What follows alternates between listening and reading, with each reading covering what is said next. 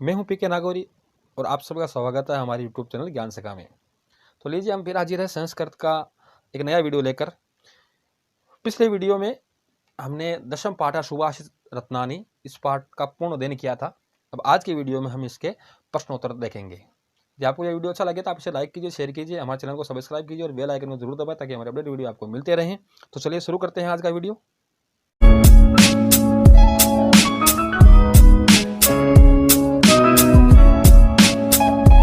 तो आज देखिए सुभाषित रत्नानी पाठ के प्रश्नोत्तर। सबसे पहले हम वस्तुनिष्ठ प्रश्न से शुरू करेंगे।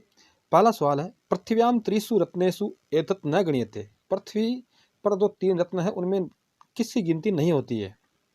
जलम, अनम, धनम, सुभाषितम। तो यहाँ पर धन की गिनती सुभाषितों में नहीं होती है, तो ई यहाँ पे ऑप्शन होगा। पनग शब्द से अर्थ अस्ति। इस शब्द का क्या अर्थ है? पनग। पनग तो पत्थरम, नगे पर्वत व गरुड़ सर्प। तो यहाँ पे इसका अर्थ हुआ सांप। तीसरा है, कश्य धनम मदाय भवति। किसका धन है वो अहंकार के लिए होता है? तो यहाँ पर ऑप्शन दिए हुए हैं, खलस्य, सजनस्य, धनिकस्य और सर्वस्व। तो हमारे सुभाषित के अनुसार दुष्ट व्यक्ति का धन है वो अहंकार के लिए होता है। तो ऐसे ही हुआ यहाँ पर अहिंसा अस्ति। चौथा में है अहिंसा अस्ति। अहिंसा है परमो धर्म है, परम तप है, परम सत्यम, उपयुक्तम सर्वमपि। उपयुक्त सभी, यानी ये तीनों ही सही है। अहिंसा ही परम धर्म है, अहिंसा ही परम तपस्या है, अहिंसा ही परम सत्य है, यानी ये तीनों सही है। तो यहाँ पे ई सही हुआ। पांचवा देखिए, खल पर छिद्राणी पश्यति इतम छिद्रम इतस्य अर्थोस्ति। यहाँ पर इस वाक्य में छिद्रम शब्द का अर्थ क्या है? तो देखिए, अ में विवरम, आ दोष है, गुण है बिलम। तो यहाँ छिद्रम का होता है दोष, तो दोष है, आ सही हुआ। छठवां देखिए, पुरतः यदि कश्चित आतताई आयाति त्रहिस है। यदि सामने यदि कोई आतताई आतंक फैलाने वाला आता है तो क्या करना चाहिए? तो इसके ऑप्शन देखिए, इसके विकल्प में है बहिष्करणीय, उत्सारणीय, बहिष्कार करने योग्य, दूर करने योग्य, हटाने योग्य, संरभम अभिनंदनीय, उसको साष्टांग या अभिनंदन करने योग्य, शतवरम हंतव्य, शीघ्र मार देने योग्य, सर्वथा उपेक्षणीय, सभी तरह से उपेक्षा करने योग्य। तो यहाँ पे ई सही हुआ, शतवरम हंतव्य, शीघ्र मार देने योग्य। सातवां देखिए, प्रीति विश्रम्भ भाजनम क भवति। प्रीति विश्रम्भ भाजनम क अस्ति। प्रीति यानी प्रेम और विश्वास का पात्र कौन होता है? तो हमारे सुभाषित के अनुसार मित्रम, अमित्रम, तटस्थ, एते सर्वपि।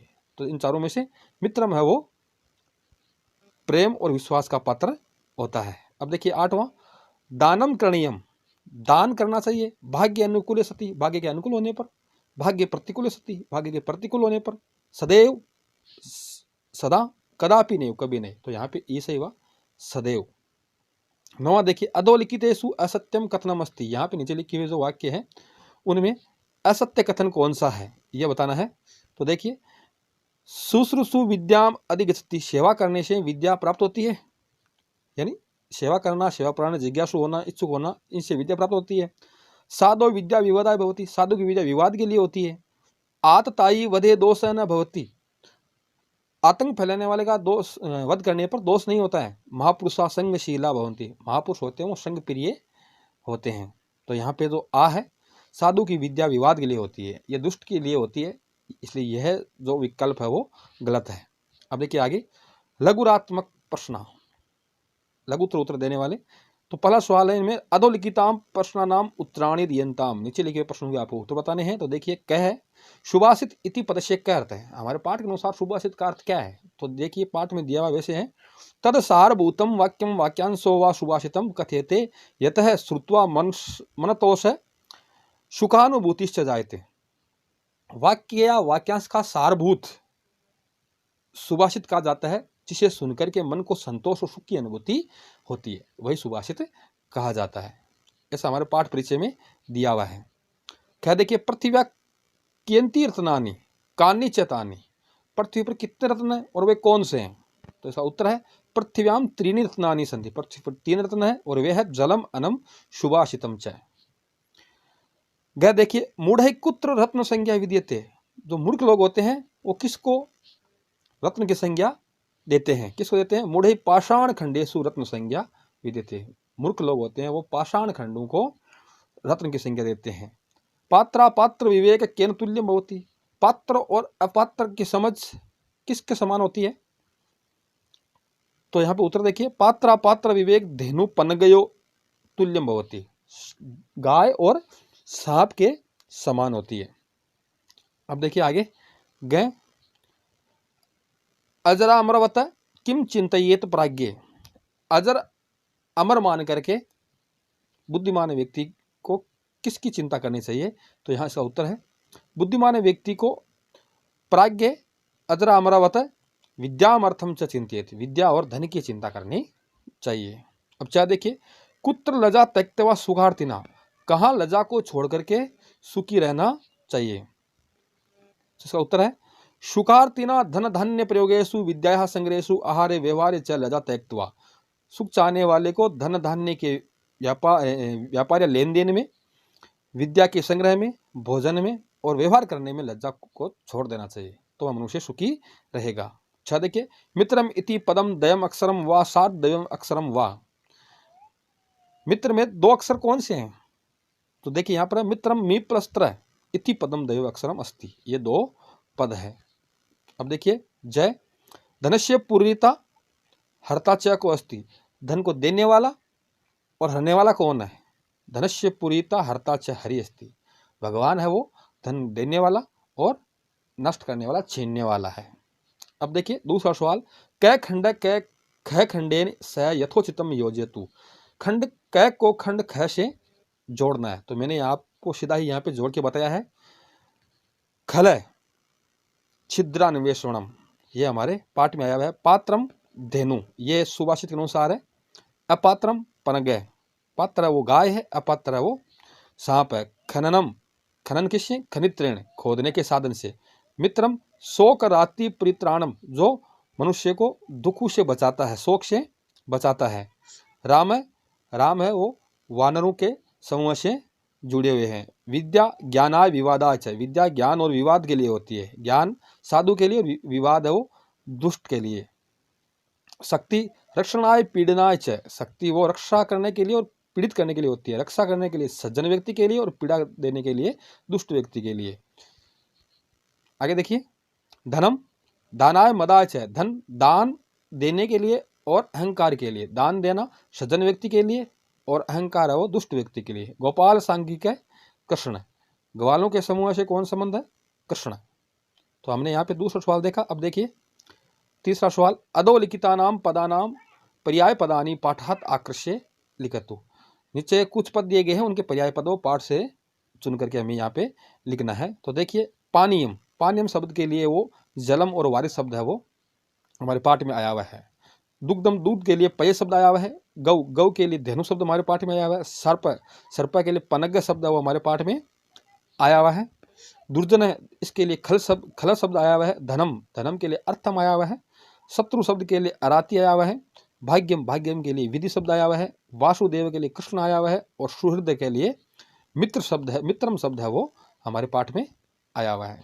अब देखिए अगला सवाल है प्रश्न नंबर 4, निम्नलिखित पदानाम विलोम पदानी पाठात चित्वा लिखंतु। विलोम पद है वो पाठ से चुन करके लिखने हैं। कुछ पद यहाँ पर दिए गए हैं। देखिए सबसे पहला है दुर्भाषितम, तो इसके लिए हमारे पाठ में शब्द आया हुआ है, विपरीत शब्द है वो सुभाषितम। दुर्भाषित यानी बुरा वचन और सुभाषित यानी अच्छे वचन। संपन्नता का दरिद्रता, गरीबी। सज्जन साधु व्यक्ति, खल दुष्ट व्यक्ति। नीचे और ऊंचे, नीचे नीचे, ऊंचे जोर से। दुखी सुखी। प्रत्यक्षम प्रोक्षम, प्रोक्षम यानी जो सामने न हो। अनुकूल प्रतिकूल है, जो विरुद्ध में हो। हिंसा अहिंसा, मन वचन कर्म से कोई हिंसा न करना, अहिंसा। गुण का दोष उल्टा, अदेयम नहीं देना चाहिए और देयम देना चाहिए। अब देखिए अगला सवाल, 5वां सवाल है, स्थूलाक्षर पदम आश्रित संस्कृतेन प्रश्न वाक्य निर्माणम क्रियताम। स्थूलाक्षर तो यहाँ पे नहीं है, लेकिन जो जिनके आगे स्टार लगा हुआ है उन पे हमें वो प्रश्न बनाने हैं। तो देखिए वाक्य और प्रश्न वाक्य दो दिए हुए हैं। तो वाक्य में पहला है सर्वे जंतव तुषंति, तो जंतव की जगह हमें प्रश्न बनाना है। सभी जंतु है वो संतुष्ट होते हैं, तो जंतव की जगह हो जाएगा के तुषंति, कौन संतुष्ट होते हैं, तो सभी जंतु संतुष्ट होते हैं।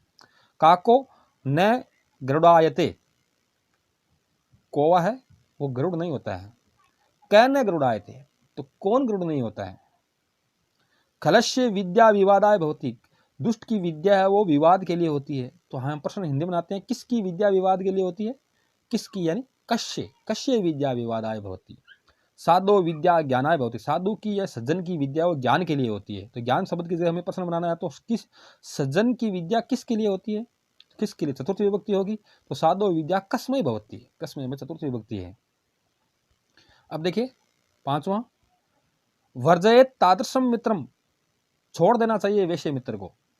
तादृशम यानी वैश्य मित्र, तो वैश्य की जगह हमें प्रश्न आता, कैसे मित्र को छोड़ देना चाहिए। वर्जयेत कीदृशम मित्रम, त्याग देना चाहिए कैसे मित्र को।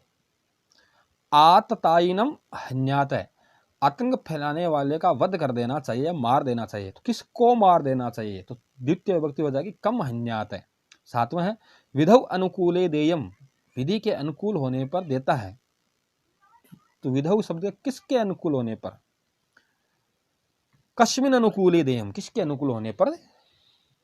प्रश्न नंबर 6 देखिए, अधोलिखित पदानि आदृत्य उदाहरणम च अनुसृत्य संस्कृतेन वाक्य निर्माणम क्रियताम। हमें यहाँ पर कुछ पद दिए हुए हैं, शब्द दिए हैं, उनकी आधार मान करके उनको वाक्य में लेते हुए हमें वाक्य प्रयोग करना है। तो सबसे पहले सवाल है, देखिए शब्द है दरिद्रता, गरीबी। तो यहाँ पर इसका वाक्य बनाया है, दरिद्रता सदा दुखदायिनी भवति, दरिद्रता गरीबी सदा दुख देने वाली होती है। त्रीणी, त्रीणी फलानी पतंती, त्रीणी शब्द है वो नपुंसकलिंग है, इसलिए फलानी शब्द साथ में आया है। त्रीणी फलानी, दोनों नपुंसकलिंग हुए, तीन फल गिरते हैं या गिरे हुए हैं या गिर रहे हैं। यथा, यथा यानी जैसे, यथा यथा जलम वफति तथा तथा नद्ये बहन्ति, जैसे जैसे जल गिरता है वैसे वैसे नदियां बहती है। जैसे जैसे जल है वो बरसता है वैसे वैसे नदियां बहती है। इव, इव यानी समान। पात्रा पात्र विवेक धेनु पनगयोर इव अस्ति, पात्र और अपात्र की समझ वो धेनु सांप के समान होती है। सुखी, त्यक्त लजा सुखी भवेत्, लजा को छोड़ करके सुखी रहना चाहिए। कश्चन यानी कोई, हंतु कश्चन दोष न भवति, मारने में कोई दोष नहीं होता है। धर्म, अहिंसा परमो धर्म, अहिंसा परम धर्म है। राम, राम है वानर सांगिक है, राम है वो वानरों के समूह से संबंध है या जुड़े हुए हैं। तो यहाँ हमने सुभाषित रत्नानि तो 10वां पाठ है, उसके हमने प्रश्नोत्तर देखे। यदि कोई शंका हो तो आप कमेंट बॉक्स में कमेंट करके बताएं, आपको समाधान जरूर मिलेगा। हमारा वीडियो आपको अच्छा लगा हो तो आप इसे लाइक कीजिए, शेयर कीजिए, हमारे चैनल को सब्सक्राइब कीजिए और बेल आइकन को जरूर दबाएं ताकि हमारे अपडेट वीडियो आपको मिलते रहे। अगले वीडियो में फिर मिलेंगे, तब तक के लिए नमस्कार, जय हिंद।